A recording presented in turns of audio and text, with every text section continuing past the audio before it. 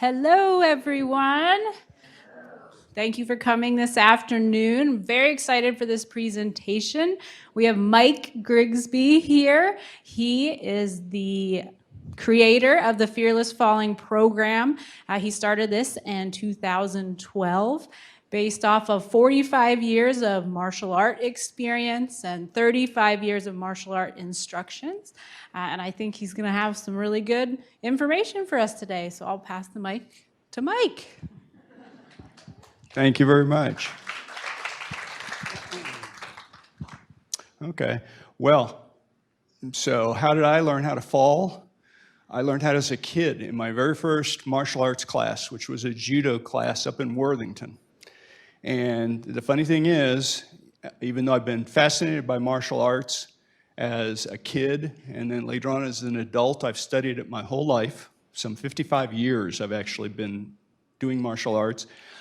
I've never been attacked by those 9 ninjas in the alley. Never been able to use it. But the first thing I learned in judo, the first thing they teach you is how to fall. Because the whole idea of judo is to throw the other person down on the ground. And if you're that person, you need to know what to do when you're thrown down. You may be on a mat, so it's a little softer, but you've got to know how to hold your body and the things to do to protect yourself, so you can do that over and over if necessary. And over the many decades of my life, what I discovered was that falling's a good thing to know, really good. I've had maybe 3 incidents that it could have been fatal if I hadn't known how to fall, okay? And a lot of just little minor things where I saved myself from breaking my wrist or having a serious injury. So this is all well and good. I went on to become a biomedical engineer, design electronic equipment. So I've got that engineering mentality. And I also continued with the martial arts, and I was actually coach of an Ohio State University sport club, the Swai Jiao Kung Fu Club. I'm sure you're all familiar with Swai Jiao Kung Fu. Well, okay. My teacher who taught me it said, oh, it's just the practical application of Tai Chi. Think about that. When people go, like that in Tai Chi, you're actually going, wham, and throwing somebody over your leg. So just like judo, you have to know how to fall when you do Swai Jiao Kung Fu, which in China, it just is called Kung Fu wrestling. So it's all about throwing and controlling people and learning how to fall. I was coach at that club for over 30 years. So I taught literally thousands of OSU students the very first thing they had to learn when they came into the club. First lesson, how to fall. Get down on the mat, we're gonna do this. After I retired from my engineering, and actually retired from the club eventually, I had a sad incident with my family. My stepdad and my mom, who were in their early 80s at the time, went on an adventure vacation to the Baja on one of these whale watching things. Pretty exciting, except there's like desert paths right along ocean cliffs. You're on boats and in dinghies. The whole family was a little nervous about this adventure for our, older parents. But they had a great time. Had a wonderful time, came back. About a week after they came back, my dad, Bill, felt really bad, like he had got the flu or something, and decided it's bad enough to go to the doctor. So he went to the doctor's office, and they put him in a waiting room, left the door ajar. Well, at some point, he's sitting there in his gown, and apparently he felt like he was going to throw up. Being a type A person, there was no way he was going to just throw up, right? There was a sink across the room. So apparently he hopped off the table, started across the room, and as he approached the sink, apparently passed out. This is all guesswork because he fell and hit his head against the wall. Knocked him out, actually broke his neck. And then the worst part was he fell against the door, and the door goes click and shuts. They didn't find him for half an hour. And by then, he was unresponsive, still alive. And after a week, my mom and Bill had an understanding of what they were going to do if any of them were in that situation. And she just decided, It's done. Well, this incident really got to me. You know, the idea that you could have all these adventures and then you die from a fall in your doctor's office, that was pretty weird. So that just kind of stuck in the back while I'm teaching all these kids how to fall. And then a few years later, a friend of mine did the classic slip and fall in her kitchen, water spot. Threw her left hand out and broke her wrist very badly. Had to have a plate and screws put in it. After 3 months, physical therapy, her hand was working fine. Problem is, she lives alone. She was terrified to go back in her own kitchen and cook, because every time she went in there, she thought of that fall. And I said, Chris, I tell you what, I teach people how to fall all the time. Why don't you let me teach you how to fall? So she was my very first student. And I basically went to the local recreation center, which had a gymnastics gym and had lots of mats. And I knew there were nice, big, soft ones that an older person could learn how to fall on. And so I basically designed a senior course for her, just for her. And one of the first lessons, she told me in the first class, she said, well, you know, I slipped, I threw out my hand because I didn't want to land on my butt. And I said, that's what it's for. If you fall, I know some of us, the butt's getting kind of skinny now. That's where you want to land, is on your butt, not on the bony parts. The stuntmen, who they always go to on the TV, right? When it's like, old people are falling, what should they do? Oh, well, plan your fall, you know, reach out and control yourself. And the other big thing is land on the meat. Always remember to land on the meat. It sounds like something Arnold would say. But the idea is very sound. You land on big issues. You land on your thigh. You don't land right on your knee, okay? You fold your arm in and land behind your arm on your back. You don't land on your elbow. So these are the basic principles of falling. Unfortunately, not many people are teaching this stuff, especially to older people. It's all about prevention. And one of the best things to do to prevent falling is just to be a little stronger and more aware. So you've all heard this, you need to exercise more, right? Oh, they don't call it exercise anymore. Did you know that? Yes, a professor at OSU who's been in charge of these programs for a year informed us at this big conference, don't call it exercise. That's sort of like the word diet. Don't call it that. You call it activity. So you should all be getting more activity, okay?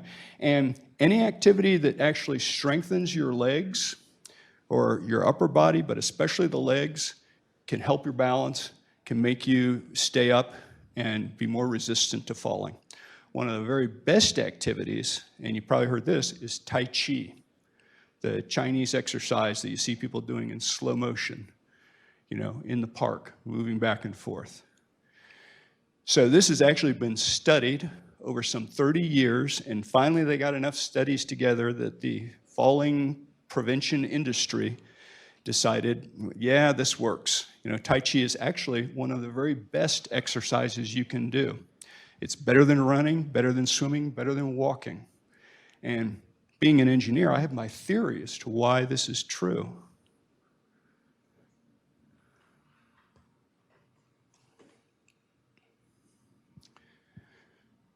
So my theory involves a question.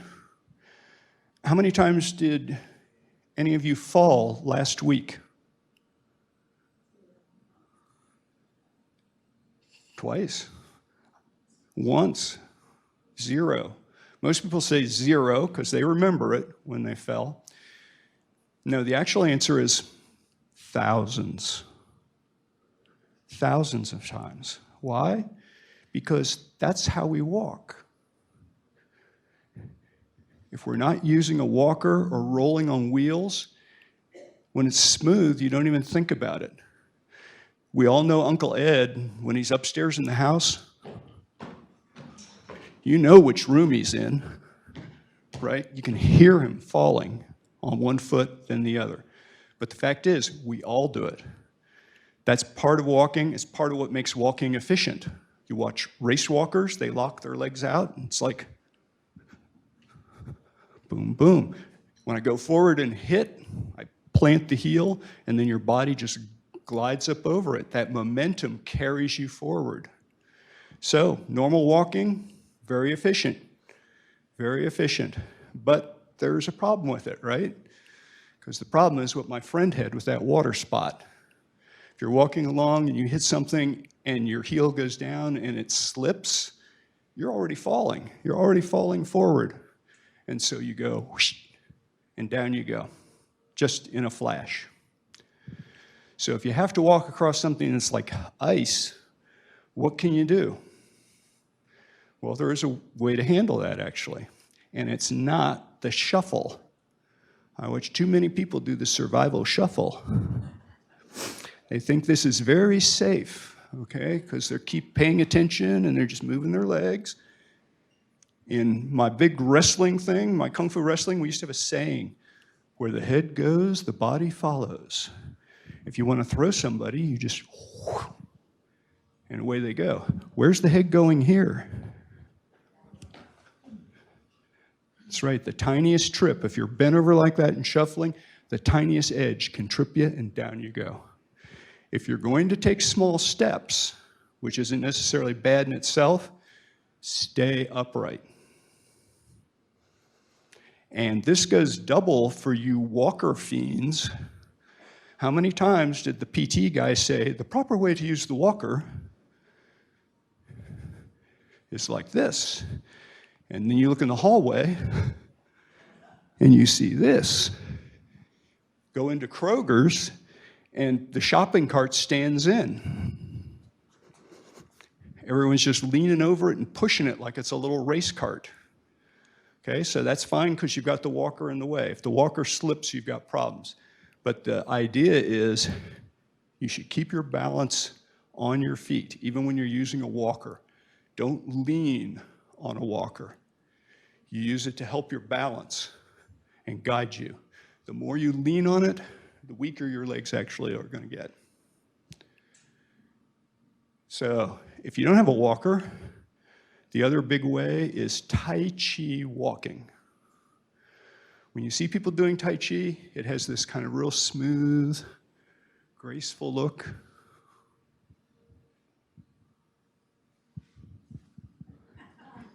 So a lot of that is because of the way people are moving back and forth. You're not clumping like this. The way you walk in Tai Chi is you put all the weight on one leg. Balance on that leg, reach out, touch the foot, and pour the weight into the other leg. When all the weight's in that front leg, all of it, you can pick up this back toe, bring it in, reach out, touch, pour the weight into the leg.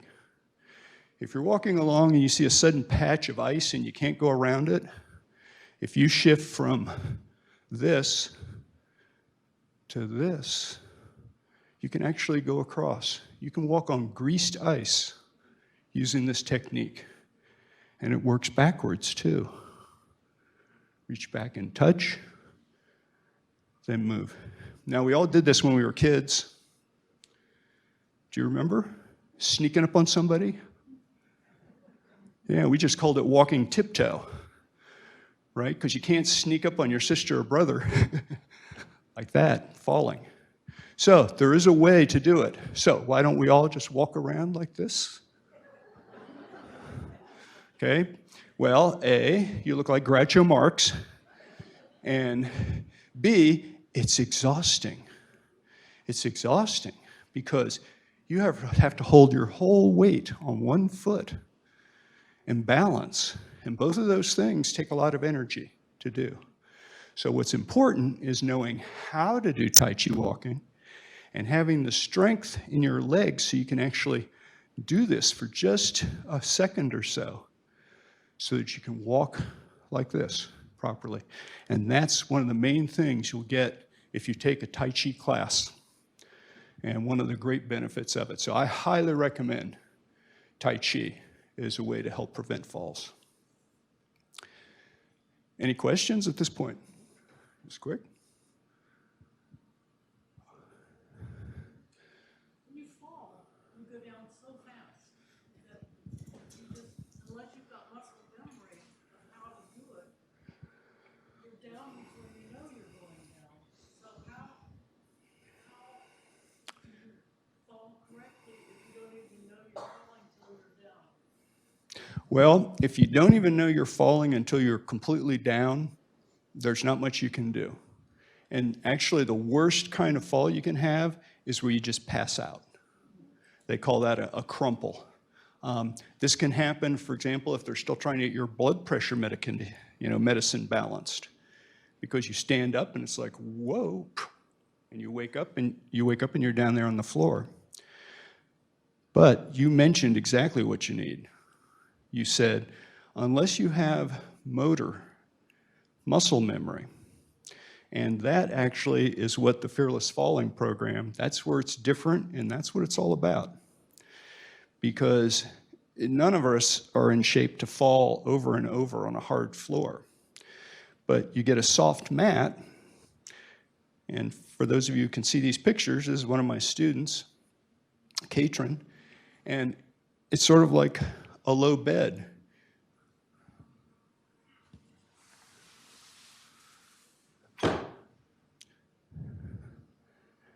So you just sit down on that bed and practice rolling on the meat. Now that may look silly, but the first step is actually just to practice that motion. You can do this on your own bed if it's firm enough. If it's really soft, it's hard to actually roll back and forth. But you roll like this and keep your chin tucked. So the whole movement is just, that's it. That's how to save yourself from almost every fall. But you're right. Your body has to recognize that motion. And the problem is our instincts are all about staying up. We don't want the embarrassment of going down. We don't want the hassle of, now people are going to come and get me up. You don't want that either. So there's this huge thing that makes us instinctively and societally, everything, fight the fall. So you see people slip and it's like, everything goes every which way. And part of that's instinct, throwing your arm back to support yourself. Part of it's just embarrassment. But the problem is, those motions, they work great when you were just a little baby. This was just fine. But it's very bad when you're an older person. If your foot slips out and you go down suddenly, that's pretty fast, right? So what happened? I landed on my butt. And on a hard surface, I would have really bruised my butt. But that's all. I would have bruised my butt. The problem is that our instincts kick in. If it's a little bit slower, your response is this. And when I do exactly that same slip, this happens. Guess what happens here? I'm right on my hip bone. And I probably broke my wrist too, throwing it out. But that's our instinctive movement. So the students in my class, they spend 8 hours total. And they come in and they do a lot of movements like this. And essentially, their body starts to get that motor skill in. And the principle is 60 to 100 times, and you actually have something that will kick in.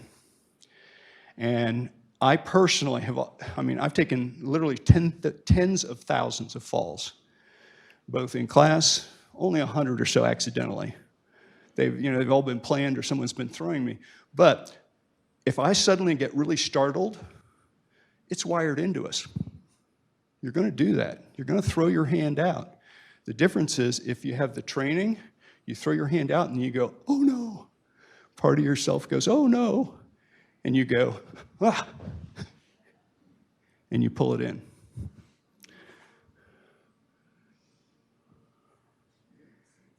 It's time for my PowerPoint.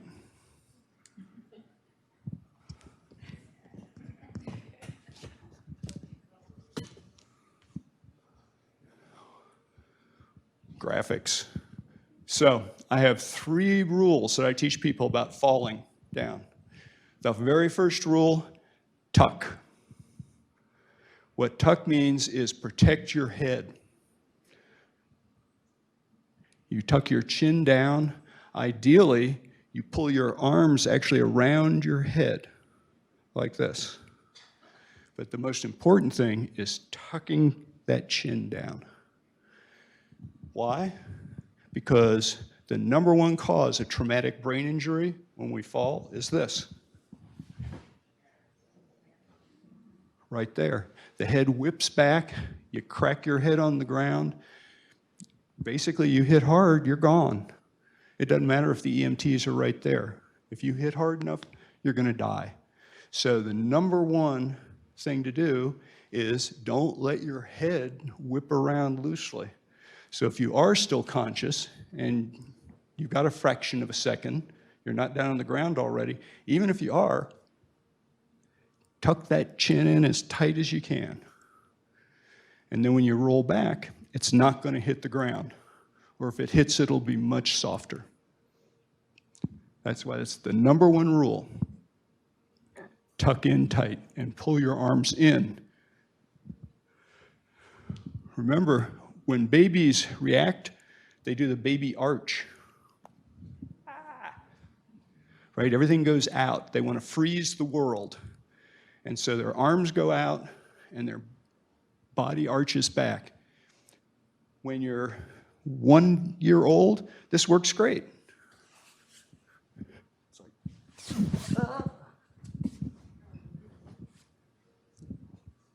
Your head's up, your arms are like rubber. They just get out of the way. When we're older, of course, it doesn't work too well at all. We go and slam that arm down, and it's like a pool cue. It's rigid. Too much force, and it breaks. And we all know someone who's broken 1 or sometimes 2 wrists. And then often they went ahead and hit their face anyway.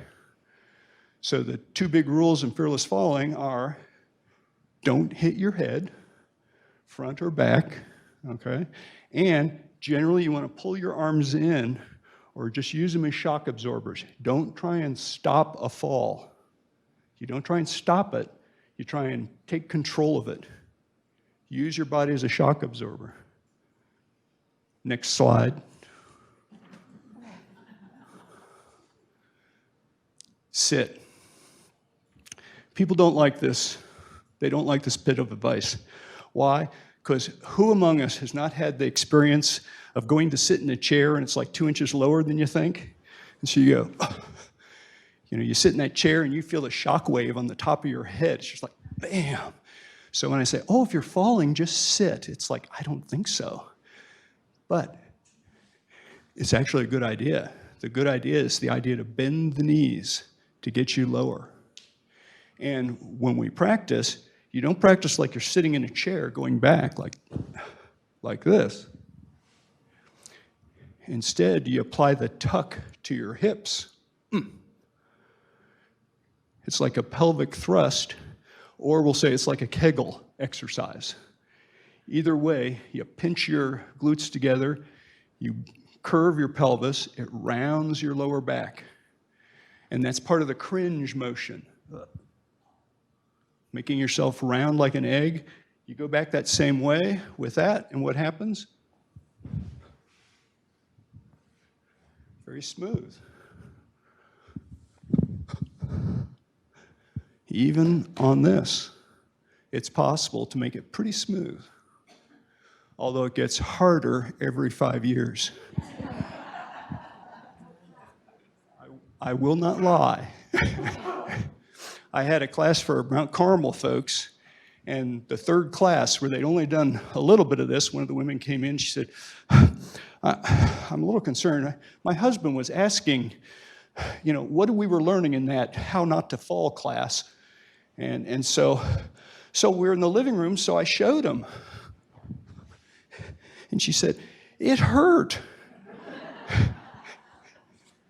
And I said, I know, don't tell the other students. Right? The big thing about it is you do it in the class, it's nice, it's smooth, we're on the mats. Generally, it shouldn't hurt at all. But you do have to have more core. After you start practicing rolling back like that, your stomach and your core muscles get stronger. That allows you to get that curve shape and actually hold it for a fraction of a second that you need. And I always tell my students in class, you have to sit down and roll back half a dozen times. Out in the street, you only have to do 1 rep. 1 rep, you're done.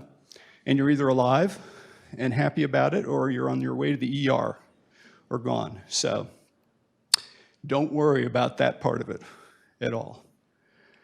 So that's the basic method. And I've also kind of touched on the other thing. Usually when I'm all done talking about tuck, sit, and the last part. I said there were 3. Those are the 3. Anyone who's ex-jock or football player or from the Marines or Armed Forces, if you ask them, do you know how to fall? Oh yeah, tuck and roll, tuck and roll, tuck and roll, okay?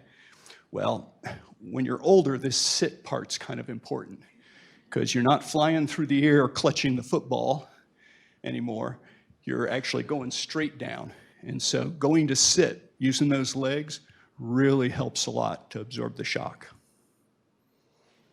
So those are my 3 big rules: tuck, sit, and roll. Then you got to practice them about 60 to 100 times, and your body actually gets used to that motion of sitting down on one cheek, not on both, but kind of on one cheek of your butt. Usually when we fall, it's to one side or the other anyway, when you go down. Now at this point, usually someone says, that's not the way I fall, right? I just go right on my face. And of course, that is very common. And when you trip and fall, it's a flash fall. It's super fast. And so you would think you don't have time to do anything. But people break their wrists all the time, right? So what's that mean? They had time to do something. But what they did was they locked their arms out in front of them.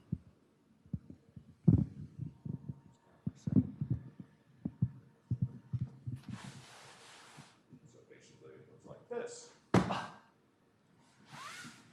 Even with my arms bent a little, you can see this is like bam. It's like hitting with a hammer. And that shock is too much for your body to deal with.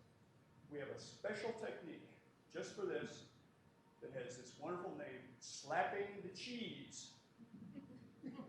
Sounds a little weird. You have to go on my website to see exactly why. But in short, we have a mat that we practice on standing up that's shaped like a big wedge of cheese.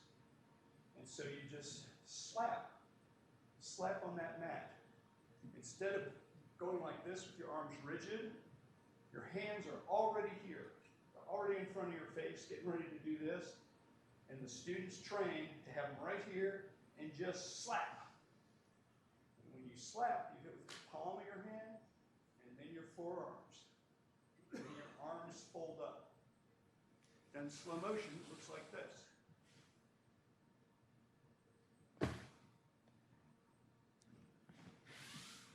So instead of boom, stopping, it's slap.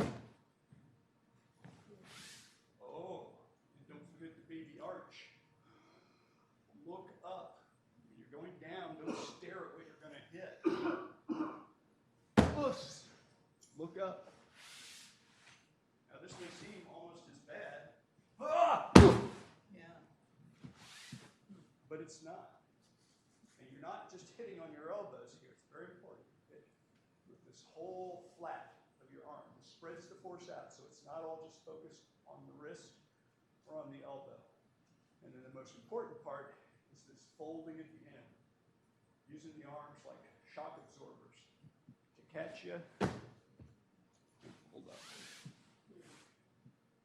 So in the class, people practice this standing up and then you slap, slap, slap. And as I was telling Ava before this started, I actually had a student who 4 years after he took the class was at a gas station and was walking to pay and tripped and just slapped the cheese. And said, no major injury, a couple scrapes, but nothing. That's important to him. He's a banjo player. So I know, I cursed the world a little. send another banjo player out to play. At any rate, slapping the cheese is, thank you. Slapping the cheese is the exception to the rules, because when you slap the cheese, instead of tucking your head down, you actually tuck it back. But the principle's the same. You want to stiffen your neck to keep your head from just flopping around, because it's that flopping around that gives you the whip that really causes problems. So are there any questions? When do we start Tai Chi class? What, you don't have a Tai Chi program here at Friendship Village? Are you ready to teach it? No. I'll explain that. It's not that I don't want to teach Tai Chi per se. It's that in this city, there are 30 or 40 Tai Chi teachers who are actively teaching Tai Chi. There's one fearless falling instructor. In this city, in Ohio, in the United States of America, as far as I know. Believe it or not, I've had a woman drive to my class from Missouri. They were on a driving vacation, but still, she basically made a special trip to Columbus just to take one 4-hour intensive class and come to one class. Because she couldn't find, in Kansas City, Missouri, she couldn't find any place to learn how to fall. She had a particular condition that was causing her to lose her balance, and the doctors couldn't figure out what it was. So she'd been through a whole range of medications, but occasionally she'd just lose her balance. And she said, balance classes are great, but it doesn't necessarily apply to me. I want to know, and it may get worse. I just want to know how, if I lose my balance and fall, what do I do? And it's very weird, but my class, my fearless falling thing, was the only thing. So that's the reason I'm not going to spend energy on Tai Chi, because there's plenty of it out there. Yeah. So when are you going to teach us fearless falling? Falling, I know. Right now, I teach fearless falling classes at the Whetstone Recreation Center on Friday mornings. I teach it at the Worthington Griswold Center on Monday afternoons from 4 to 5. And I teach it at the Westerville Recreation Center from 3 to 4 on Wednesdays. So that's a pretty full schedule for an old man. I don't want to add too much more. What I really need to do, of course, is, as I was saying, I need to train the trainers. Because you can see, this isn't that hard, but you have to have the proper mats.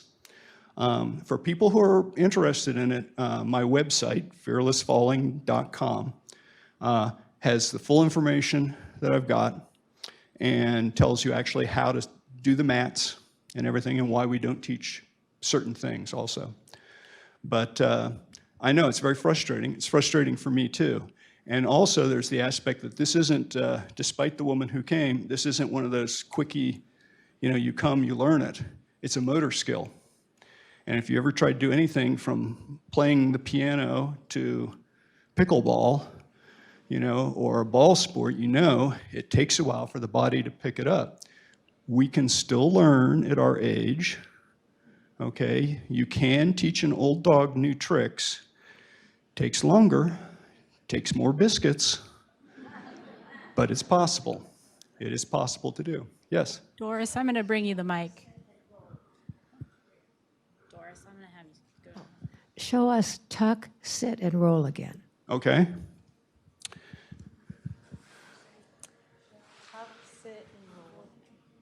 Oh, and of course, if you are going to fall, make sure you take your mat with you.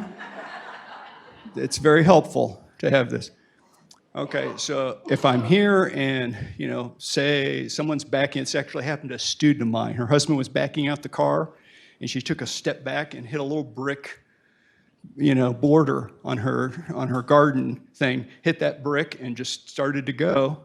Luckily, it had been snowing, so there was some snow down there for her to sit on.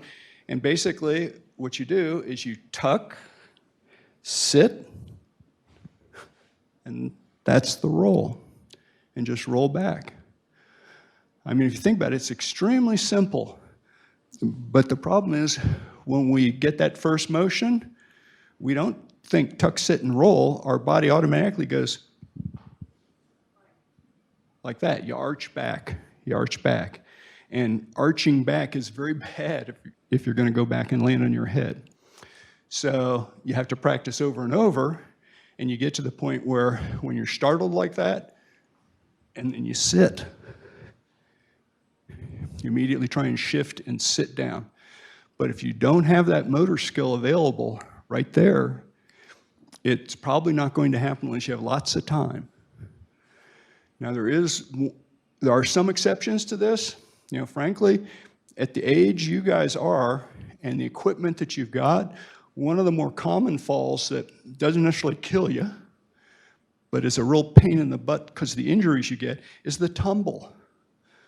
Where, you know, you go to shift from a chair to the bed, or you go to sit in a chair, and you just get a little off balance, so you're only this high, but you're going. And the tendency, is, of course, is to stick your arm out. And for that fall, the idea of wrapping your hands around your head like this is very important, and you usually have time to do it. So if you start to fall off a chair or off the edge of your bed, the best thing to do is that number one thing, tuck, and I'm going to give you a little handout that actually shows exactly how to put your hands. It looks like this.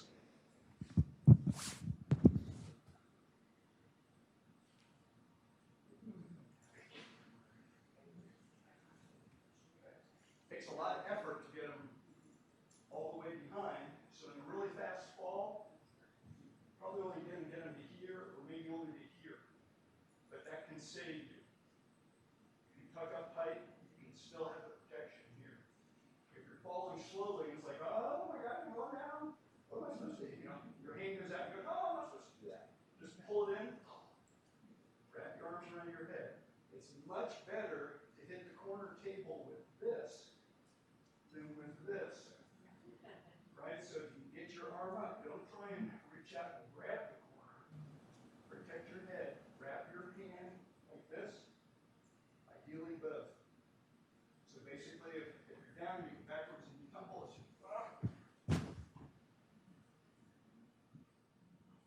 you end up curled up. Sarah, someone the other day said she slipped off the side of the bed. Mm-hmm. Now, what should she do? Sit down. Was she actually awake? Or was it a bad dream when she woke up? I don't know what happened, but she said she slid off the side of the bed. As you're sliding off, the best thing to do is to pull your arms in tight around your head. I have to see what she did. But Yeah. she didn't hurt herself, thankfully. Yeah.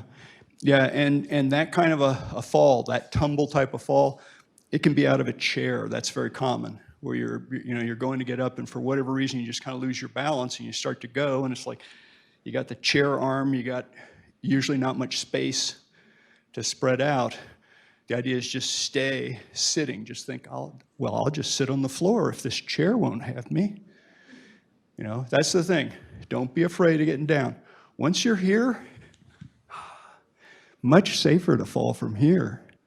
Okay, even more here. And a final note, if you do fall and go down, you know, and this is an important thing, you can get lots of information on how to properly get up once you're down if you're alone. So I'm not going to go in a lot of detail about that. Basically, you have to get on your hands and knees, or if your knees aren't up for it, you can do what my mother-in-law used to do when she had a fall in her house. She said, well, I just butt around. And she'd butt around to get over to the stairs or the couch or a big chair, and then you use that as a support to get yourself up. But when you go down, people hate to see that. They hate to see that. They want you up now. And you have to be careful, because you fall down and you're just thinking, oh, I'm still alive, and some young guy runs over, grabs your arm, and goes to haul you back up on your feet. People have had shoulders dislocated from that. You should never let anyone rush over and help you back up off the floor. This is one of our psychological things. We hate to see anyone down on the ground.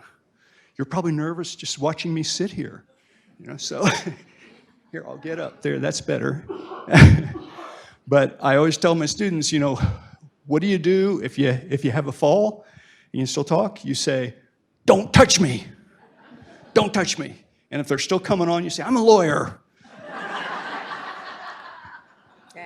They take 2 steps back then. Yeah. But the idea is just slow down, and then you just take inventory. You say, let me just see if I'm okay, and then work it out from there, and you control the rising process. The first thing people usually say is, I'm all right, I'm all right. You Yeah. know, and they're not. They don't know. Yeah. Yeah, I know. Saying is, let me take inventory. Yeah. Right. Yeah. And I'm all right's fine, but I find, don't touch me. It's even more effective at making them step back a little. Can you tell us again what you do? Suppose you're coming downstairs and it's not uncommon to miss the bottom step or step off a curb and not notice, and you pitch straight forward. Right, okay. Slipping off the curb's a nasty one, okay. Coming down the stairs. Ever seen one of these? Okay, yeah, use it. Use the stair rail. In fact, if you start to fall when you're on stairs, I generally don't even advise that you go for the rail, because by the time you're falling, you're down here, and you go to grab for it, and you're probably going to break your fingers or your hand. It's better just to try and sit down on the steps at that point. If you're going forwards off a front curb, it depends. If you're already on your knees, slap the cheese is all you've got. Now, the fact is, slap the cheese is really, that's our emergency thing. If you suddenly trip and you're just bam on your face. In our class, we actually teach a magical technique. As if sitting on your butt wasn't magic enough, there's an even more magical technique where you fall on your face and you land on your butt. How's that work? Yeah. Because one of the most common falls is a front trip, right? Where you trip and you pitch forward. So if you get caught and you trip, okay, you can either slap like that. But if it's not a flash fall, if you're not down already, if you're just losing your balance or your stumble didn't work, because that's how we get away from that, is we stumble. If your stumble fails and you feel yourself going down, you just give up, and whichever foot is tripping, your body's not going to like this. Your brain will not like this, because the brain is like, oh, your foot's stuck, save that foot. It's all about saving that foot and not going down. You have to overcome that and just say, get that leg out of there. So what it looks like is this.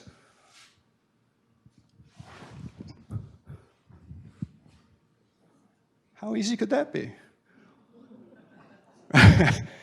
Now, it takes a lot of training, and we actually train for this with those big, thick mats, where I have students, first they learn just to sit down, sit, tuck, roll. Okay? Then they learn facing the mat to step across. This is really just like stepping to sit in a chair. But instead of sticking your butt way out, you try and sit close to your feet. So you come forward, turn, and sit. And eventually you work at taking a step and actually kicking the mat and feeling like it's like a real trip. And when you trip, boom, you sit. You just turn and sit. And then the last magic thing we do is shoot the duck. Does everyone know what shoot the duck is? What, no skaters here? A skater, good. Yeah, shoot the duck's that fancy move where sometimes they grab the blade of their skate, sometimes not, and they go, wah. Right, they go zooming down and they squat on one skate. I could never do it. I certainly can't do it without my mat now. But basically, they stick their leg out, and do, and then, of course, they have knees of iron, and they just pop back up, okay? That movement is called shoot the duck, where you put your foot out. And in my class, we actually use that as a training technique, where you stand in front of the mat, and instead of using both legs, I say, okay, now, shoot the duck a little. So that means to put all your weight on my right leg and lift the left foot out. So it goes out, It's exactly the same movement, but now I'm going down with just one leg. And of course, if you're not in great shape, even for me, doing a single-legged knee bend, well, I could never even do shoot the duck, so that tells you. But you're not trying to support your weight 100%. You're just using this knee to slow yourself down. So eventually, if you get a slip, you just sit down on that side. Boom. And that can work even on a hard floor. Okay? Yeah, a little thumpier, but not bad. So that's how this basic tuck, sit, roll can be used for darn near any type of fall you're having, except for the flash fall right on your face. In that case, you just got to slap. Just got to slap what's in front of you. Any other questions? Yes? Dot, I'll bring you the mic. From behind. I tripped or slipped on my kitchen floor, and my head slid against the refrigerator. It's still marked. Could I have? Probably should have put my hands out. Both of them, if you could. If you weren't holding something. Yeah. Both hands out and slap. And I mean, and this also, in theory, will work in things like in your bathroom, because that's one of the worst places to slip and fall. In the shower, everything's hard and tile, and things that aren't tile are chrome.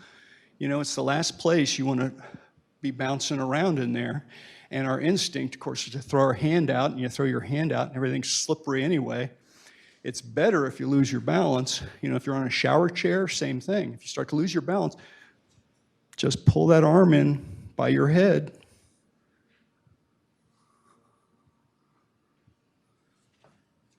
Good enough. Something like that. And again, running the back of your arm past the soap dish is a lot better than running your ear past it.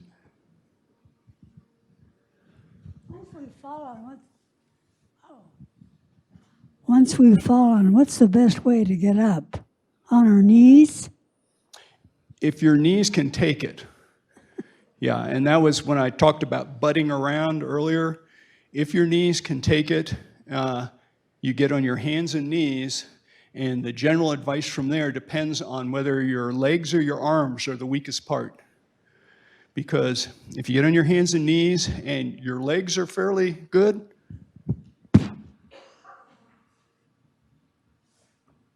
like so, you bring one knee up.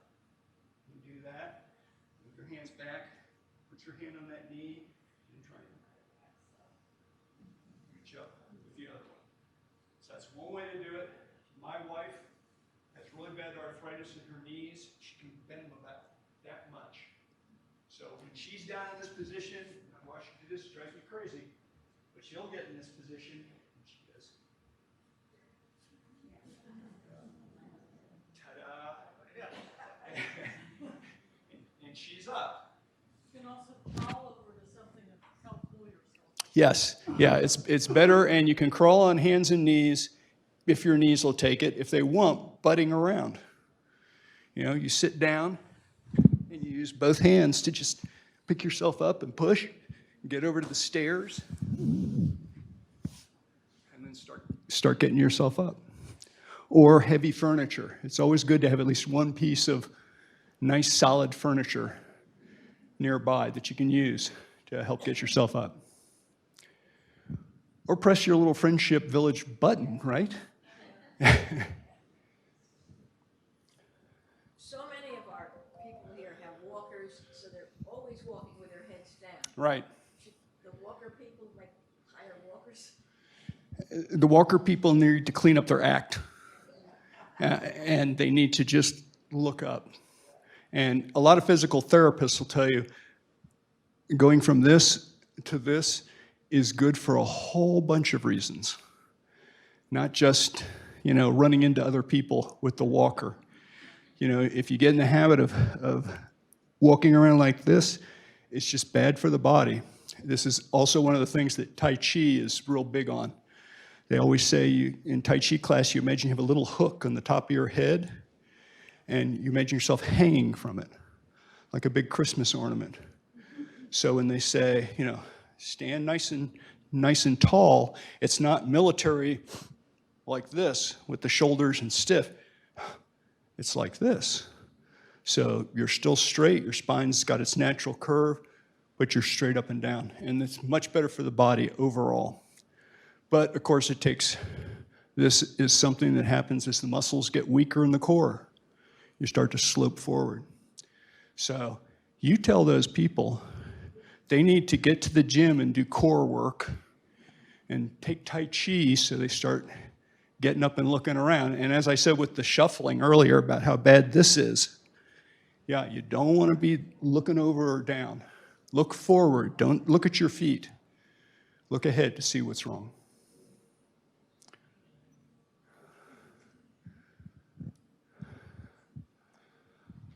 I was just grabbing the mic. Does anyone have any additional questions for Mike?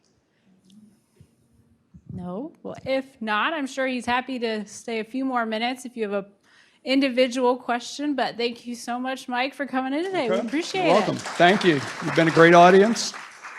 And I do have handouts for you. Yes. So let's get those handed out.